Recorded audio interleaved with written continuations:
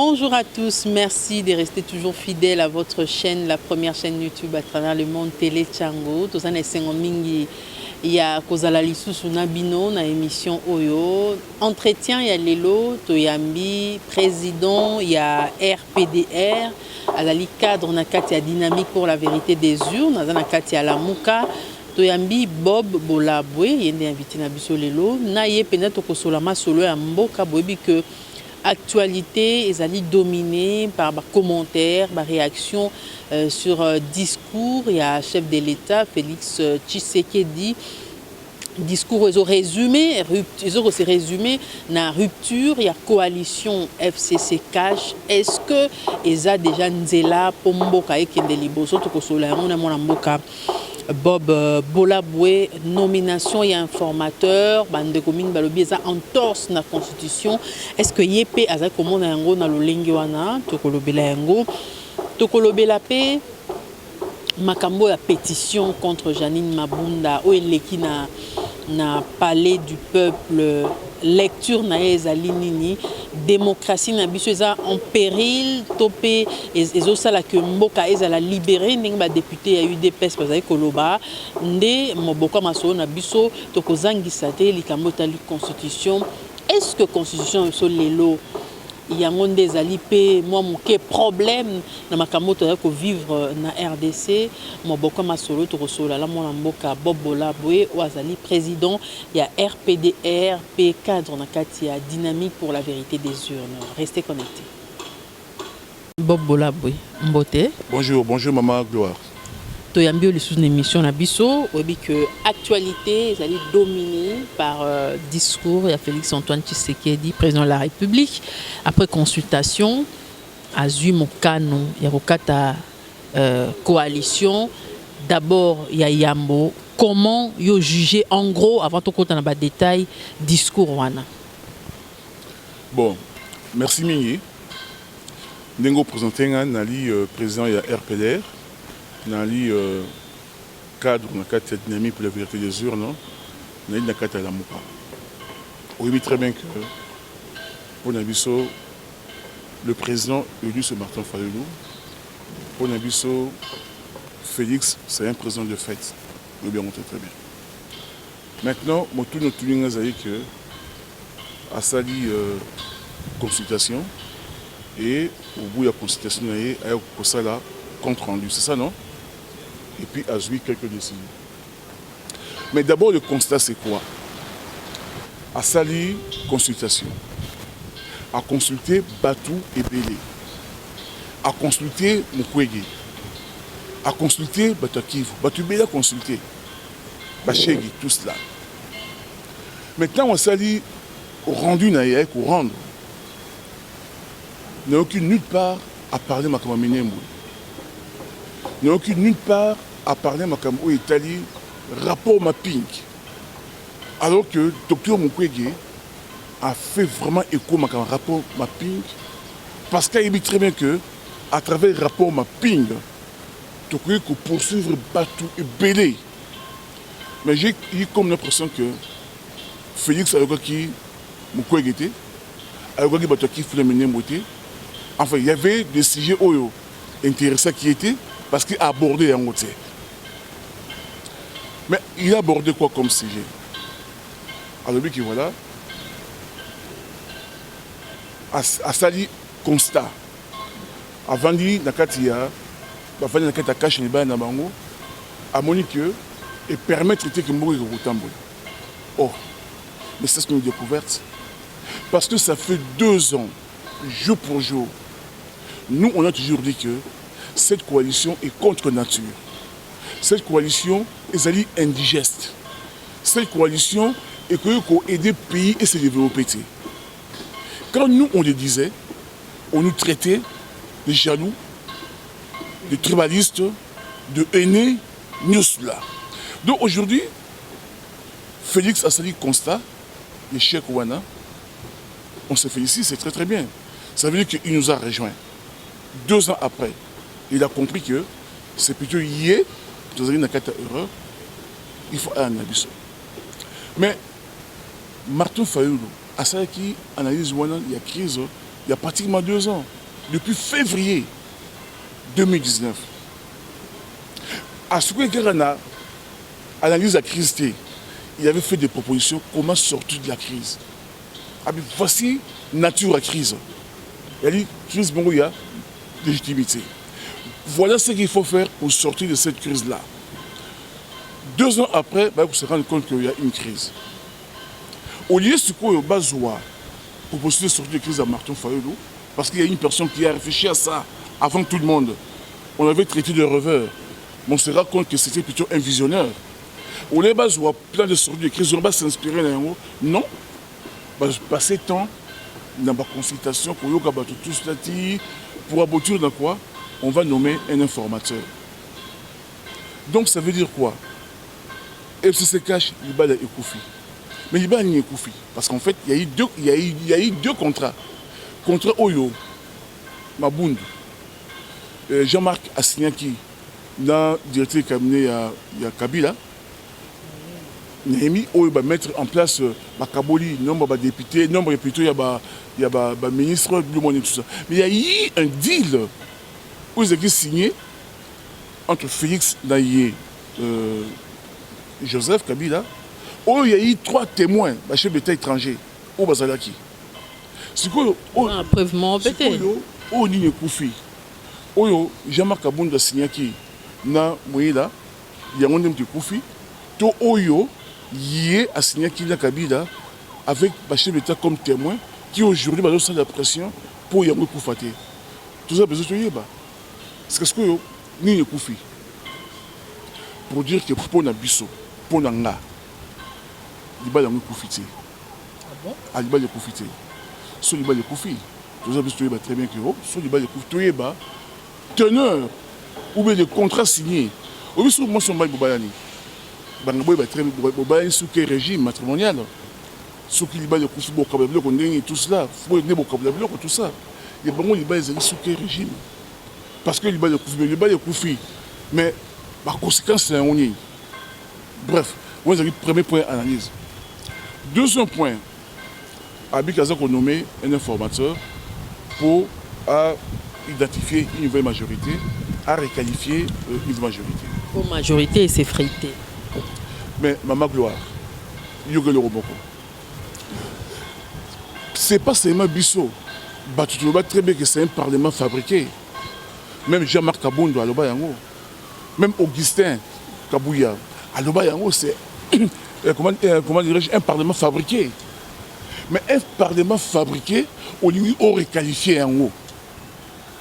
Un parlement où ils ont déjà fabriqué, à partir de la fabrication, on aurait qualifié. Non. C'est le peuple qui doit requalifier un parlement. C'est le peuple qui doit décider de qui doit être membre de la Catamouche. Pour nous, on ne peut pas partir d'une mauvaise base pour nous. Ça est leur malam. Tout à fait. Aujourd'hui, la voie indiquée, vous avez que redonner la parole au peuple par des élections anticipées. Mais les élections anticipées, on bon exaté. Mais maman, bongo exalité. Moi, je pense que sur le terrain politique, mais sur tout terrain d'ailleurs, au départ, c'est la volonté qui compte. C'est une volonté politique, Mbongo Robima, Ozoka. Parce qu'on ne part pas de rien. On part du fait que c'est l'élection. On va s'appuyer sur ça. Et on sait qu'en bon milité. Le produit, c'est seulement que moi, je constate ce parlement, il parlement fabriqué. Félix a dénoncé un mot. UDPS a dénoncé un mot. Mais Balingis Kaskoyo va requalifier le même parlement. Il y a quelque chose qui ne va pas là. Mais Félix, tu sais que Dialobi a partir dans union sacrée. À l'ingui qui bat union soit tout ça qui est erreur est humaine, des balobaka, persévérer dans ma bende, persévérer dans l'erreur des arts diaboliques, à comprendre, peut-être à comprendre, ce qu'on a l'obaki même dans le discours, qu'à engagé pour la réforme, ça la main. Est-ce qu'il y a un gros tendebino bolinga qui pourquoi ne pas les rejoindre comme Azala qui peut ami surtout Martin Fayulu na kati ya combat? Très belle question. Yo aime ça yo combat ya lelo zadini. Ils ont dit que en 2006 Kabila a gagné l'élection. Mais puisque Azaki n'a CENI dans ma CI à l'époque, Azaki n'a pas conseil à passer le président contre Jean-Pierre Bemba.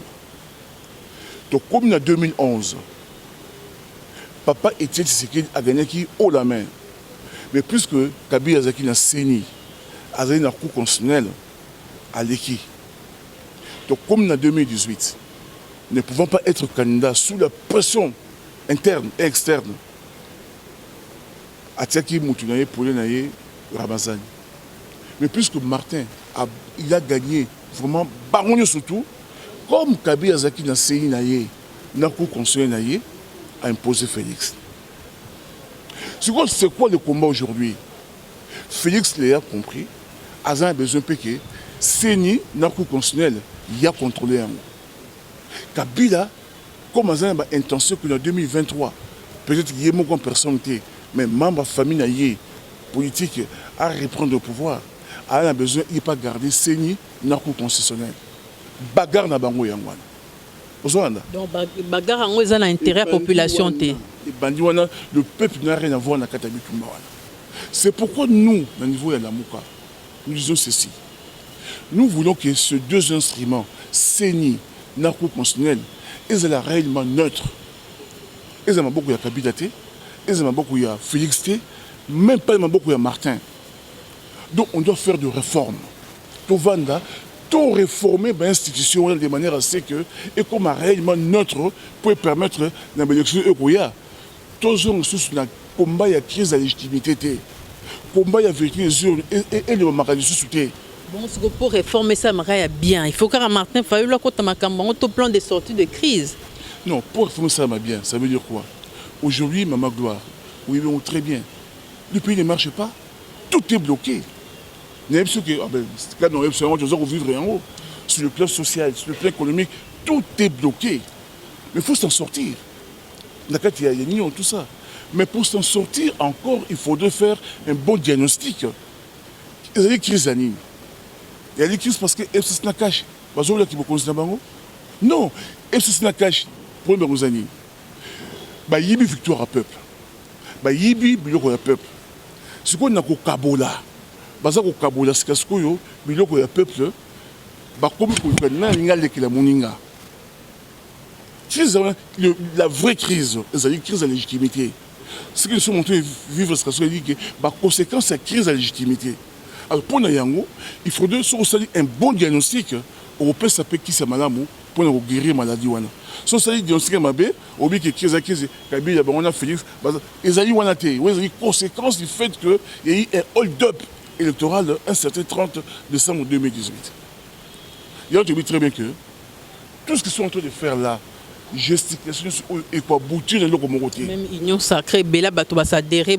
Félix. Même les membres, la Moukami Balé, Bazan en cas de Union Sacrée. Rosoa, Abdouazou, pouvoir présidence, à cause de président de l'Assemblée, à cause de président de la Sénat, à cause de primature, à cause de majorité. Mais il n'aura pas résolu la crise au Québec, le peuple pouvoir naïe. Et cette crise, tant qu'on ne trouverait pas une solution, et qu'on tire la caca. Au moins, les autres, il y a trois voies. Voie, il y a Kabila, le voie, il y a statu quo, la FCC, statu quo. Voie, il y a Félix, il essaie de bouger, mais il bouge mal.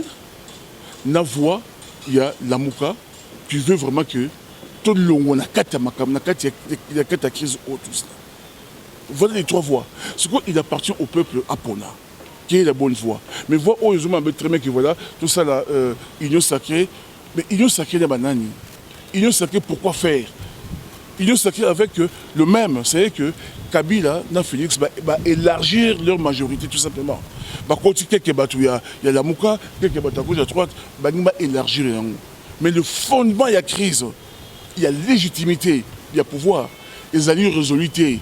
Donc vous pensez que l'Union Sacrée résoudre nos problèmes? Non, nous pensons que l'Union Sacrée est pour résoudre les problèmes au côté. La seule manière pour résoudre les problèmes, nous devons d'abord faire des réformes, il y a des institutions. Et ces réformes doivent se faire d'une manière consensuelle et paritaire. Et vous avez dit que Moutubongo a essayé de Félix Azui, comme Batni Mazakoloba, a sali union sacrée naïe, n'a qu'à union sacrée na bango, bah sali réforme, il y a cours constitutionnel, réforme, il y a ces. Non! Et qu'on ça a monté. Il faudrait, dans notre entendement, les parties prenantes vont autour d'une table. Chacun a une proposition naïe. Nous, on a notre plan de sortie de crise, tout le temps on aimait ça. Tout le temps on aimait ça, ça fait pratiquement 2 ans. Et Van Dargan aimait ça. Il y a idée contre idée, pièce contre pièce, proposition contre proposition. Tout le monde peut arriver à un consensus pour rebrouiller. Ok, Félix a Rosa d'accord dans un mot, Fayoul a Rosa d'accord dans un mot, comment dirais-je, Rosa d'accord dans un mot, et pour permettre sur base, il y a réforme consensuelle, il y a tout nommé animateur. Et plutôt qu'il y ait une élection. Mais on ne peut pas nommer les animateurs avant d'avoir fait ces réformes-là. Et ces réformes doivent être faites d'une manière consensuelle et paritaire. C'est parce qu'on est commis très bien que FCC, d'un côté, Union Sacrée, de l'autre, l'amour ça toujours dans le coin. Vous êtes adhéré à l'idée à tripartite, au Néotoloba, Joseph Kabila, Félix Tshisekedi et Martin Fayulu. Parce que oh maman, Félix, c'est une union sacrée. Oyo tout accueilli kuna, c'est une union sacrée. Et c'est la Bemba, et c'est la comment dirais-je, Moïse Katumbi, au Bakina Kata union sacrée. C'est-à-dire un camp. Comme on se souvient quand il y a Kabila, la FCC naïe. Et puis quand il y a peuple, c'est-à-dire la Mouka avec Martin Fayulu, la Mouzitou. Donc il faut arriver à un certain moment qu'on reste autour d'une table, qu'on discute en rapport dans la réforme. Tout ça, la réforme d'une manière consensuelle. Après, tu as une élection, tu redonnes parole au peuple. C'est le peuple qui doit décider de choisir l'animateur. Voilà. Alors, makamon commune dongo parce que bande commune balobi bino bosengaka akabwana na famille politique na ye wana o basala ki lisanga. Siko bakaboni susu bokomi susu na béchappatoire eza nini la muka bolingi nini bandeko bazo mitu na bakes. Je me rappelle que les acquis de Kisangani. Le président Martin Fayulu a fait un grand meeting à Kisangani. Oui, à Sénat qui divorce wana. Mais divorce, pourquoi faire après? Les gars divorcent pas pour divorcer. Divorce pour ne pas appliquer la réforme. Aux zones de maman.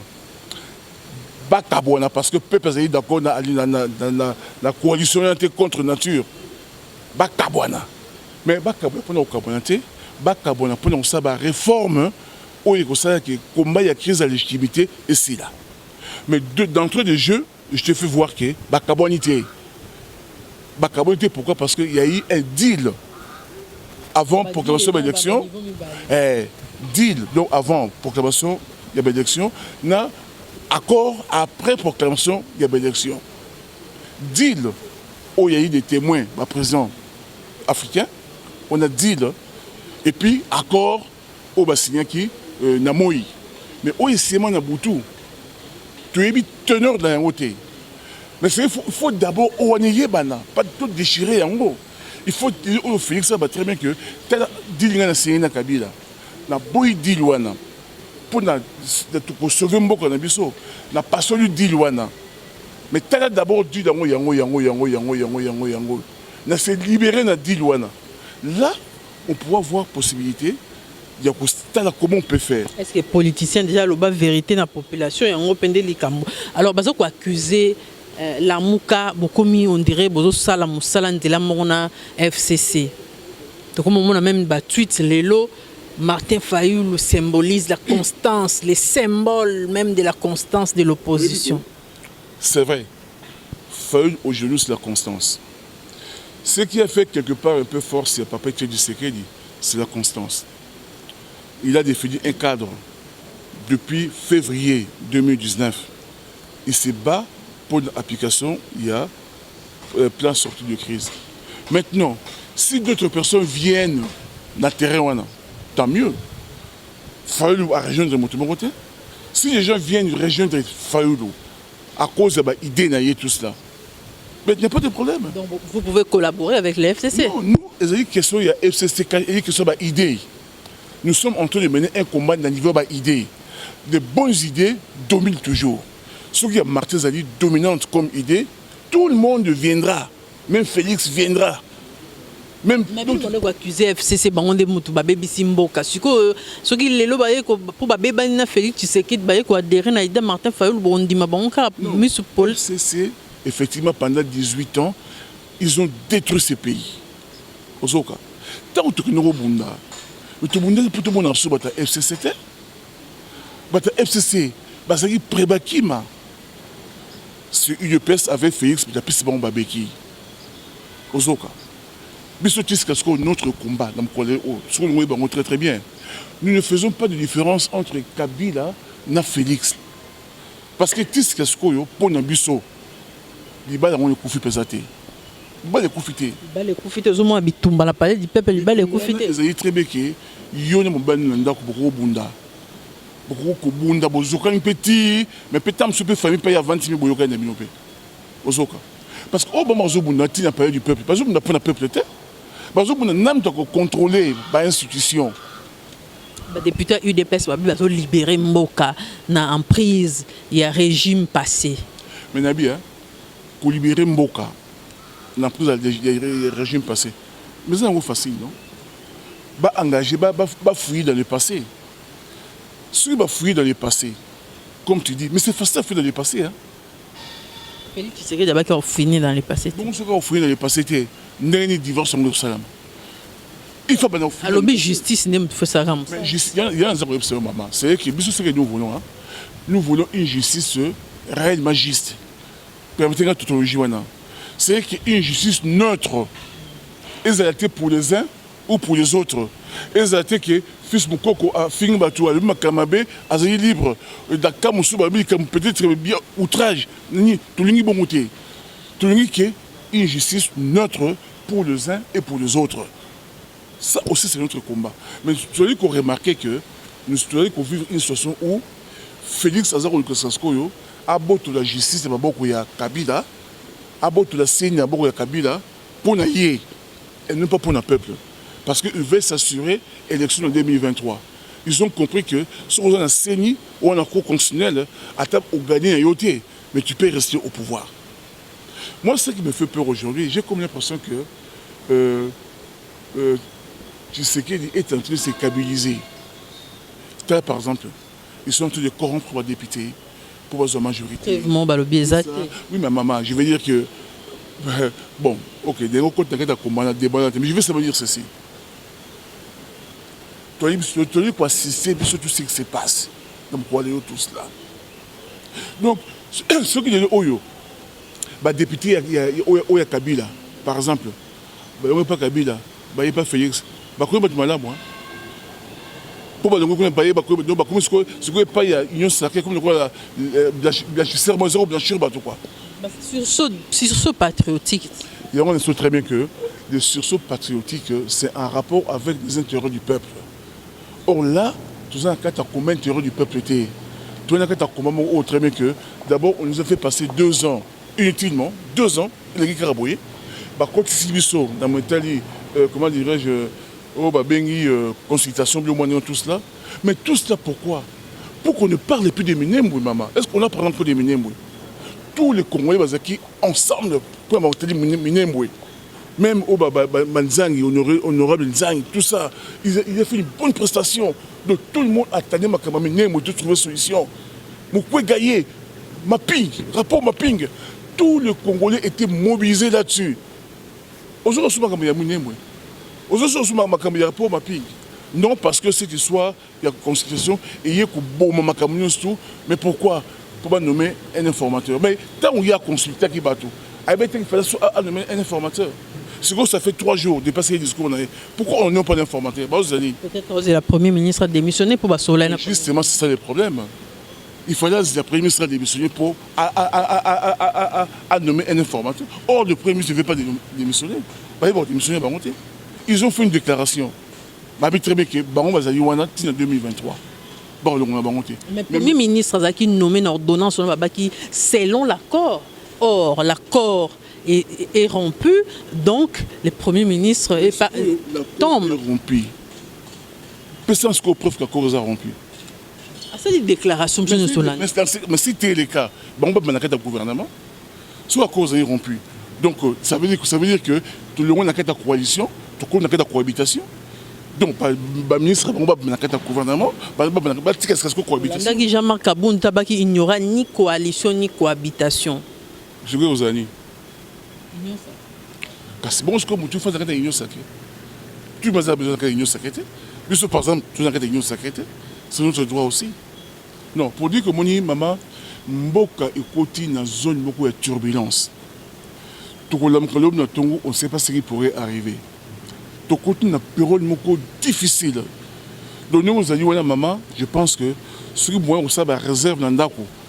Ça va réserve pour le temps tout éviter. Peut-être autour de moi dans le Parlement. Tout ça, tu sais que ton côté dans une période ok, l'avenir est incertain. La Congolais. Vous pensez que la démocratie aussi est en danger? Mais bien entendu, la démocratie est en danger. Pourquoi? Nous savons très bien que la base, il y a divorce, il y a FCC, il y a cash. La base. Parce que Félix Anoma qui 3 juges d'une manière inconstitutionnelle. Donc il avait violé la Constitution. Mais la démocratie est en danger.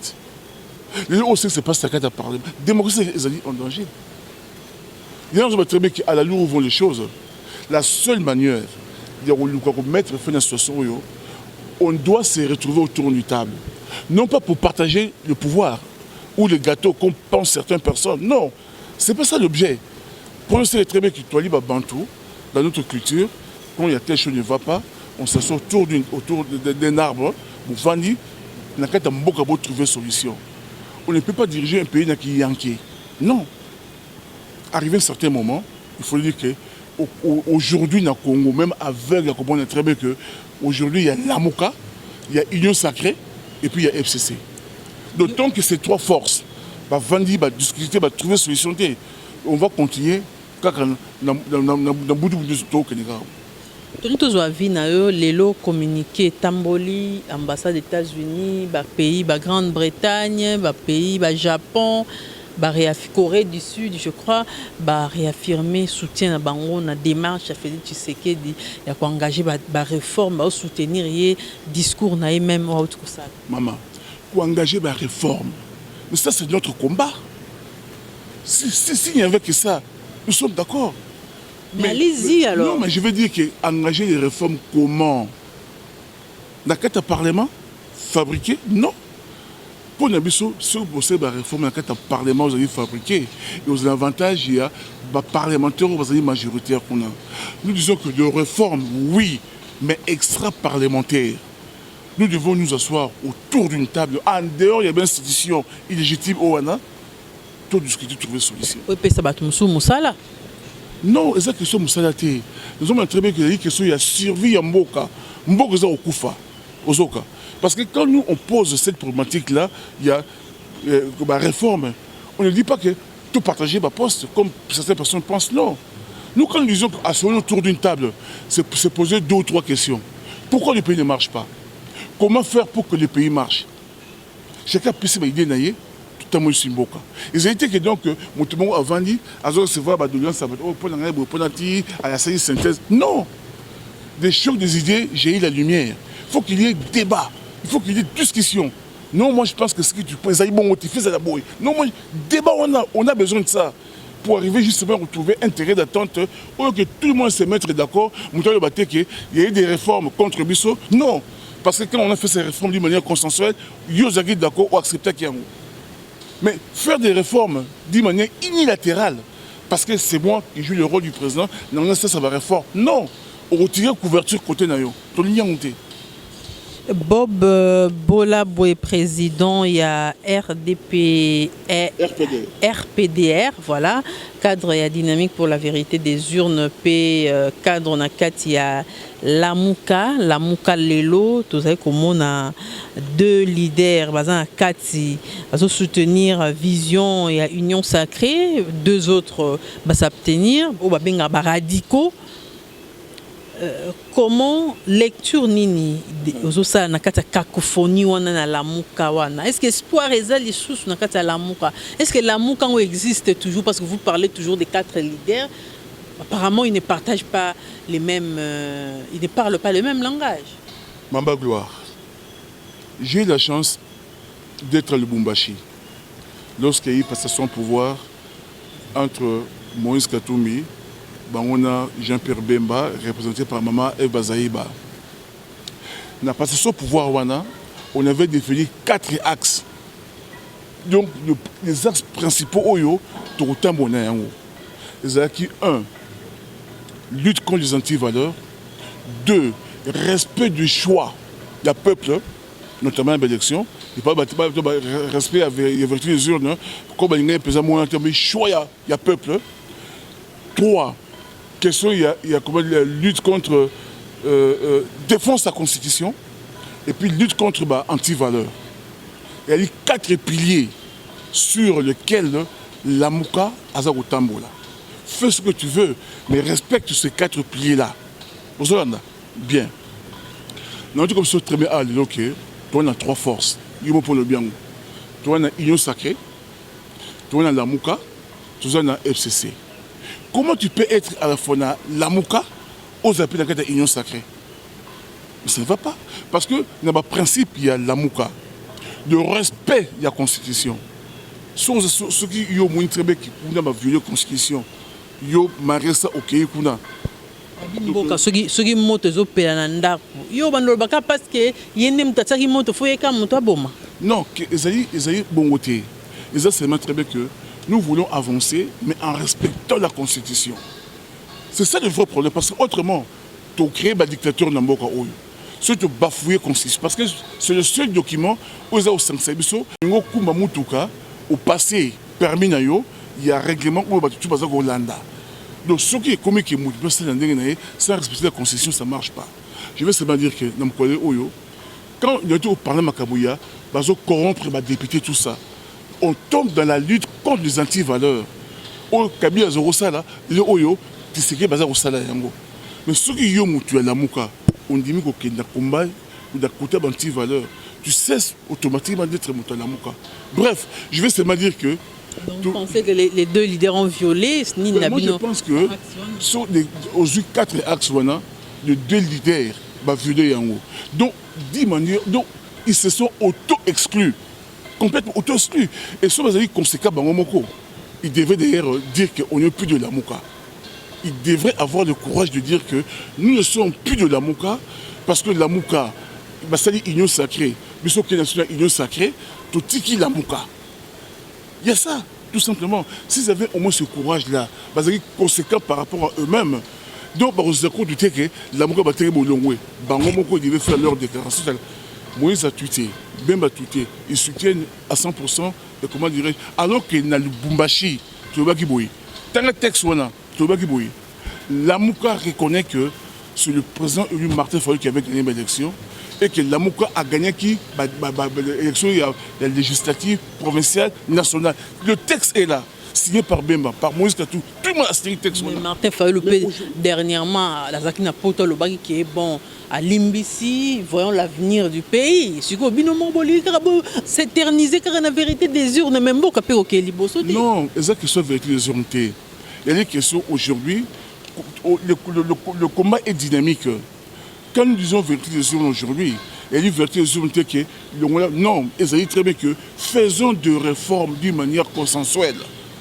C'est ça notre combat. C'est qu'au jour d'aujourd'hui, pour tout empêcher Batouba tricher, comme en 2006, en 2011, en 2018, 2023, ils ont comme 2018, 2011, 2006, tout ça là, la réforme consensuelle, il y a une institution.